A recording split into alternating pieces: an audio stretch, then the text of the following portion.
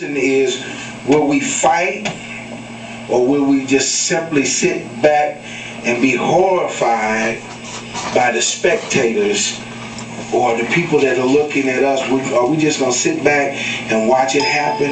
Are we just going to sit back and allow these things to go on? No, we've got to fight. We've got to pray. We've got to fast. It's not going to get any easier. It's going to get worse. Amen. There's going to come a time where you won't be able to come to assemblies like this. Amen. We keep talking about it. We keep saying that it's going to happen. But if the trend that we're going down right now continues in just 10 more years, you won't be able, you won't know church anymore. Did you know that the great cathedrals in Europe, right now, in Europe, were once where the Reformation began and where the Christian faith was argued and people held to Christian values, and now these places have become museums in Europe. Teach. They're museums. They're no longer, they're just old historical relics in a country that once thrived with Christianity just like America does.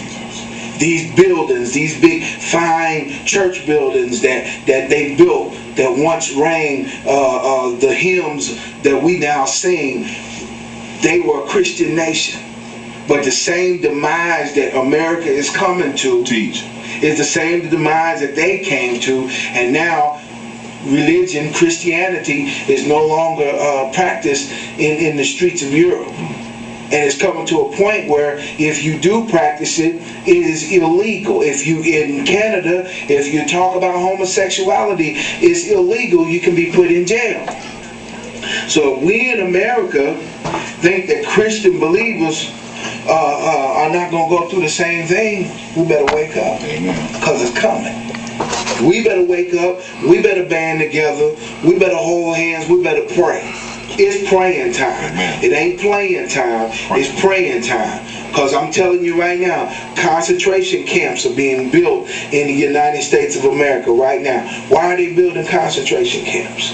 See, this is information that your regular news stations don't want you to hear. But see, our job as Christians, as believers, is to sound the alarm. Amen. Let me ask you a question. They have on television, they say, we interrupt this program to bring you a special news bulletin, or they put a flash of W on the screen.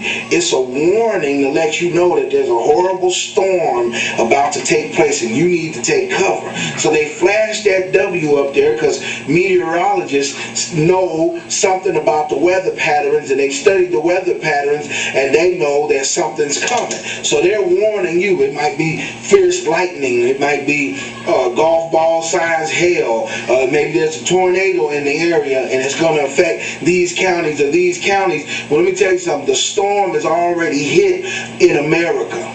And there's a fight for religious freedoms right here in the United States of America. They haven't passed the laws, but they're working on passing the laws. There's a hate crime bill right now that they're working through Congress, that if they're able to pass this law, then you won't be able to preach against sin.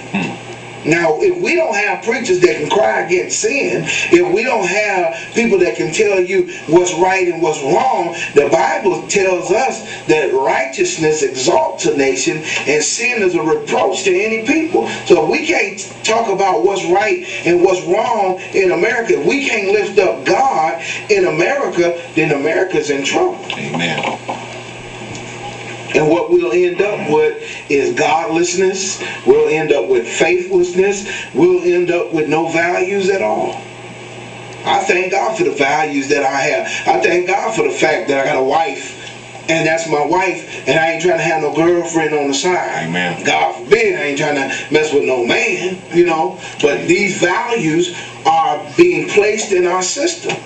What are we going to do about it? Well, ain't nothing we can do. Yeah, we can pray.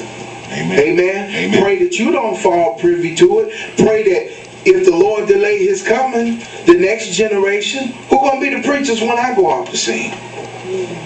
Teach. Who's going to stand up and declare righteousness and holiness? And I guarantee you that they're going to be more hostile towards Christianity then than they are now. Amen. Are you willing to die for what you believe in? When you think about Peter and them, they knew if they preached, they was probably going to be beat. They knew if they got out there and told folks about Jesus, they would probably end up being put in jail. Just imagine having the power to cast out demons, and here's a woman walking behind you, and she's saying, these be the men of God. Well, these be the men of God. They men of God. And so Paul got weary of it. He turned around and he cast the demon that was in her out of her.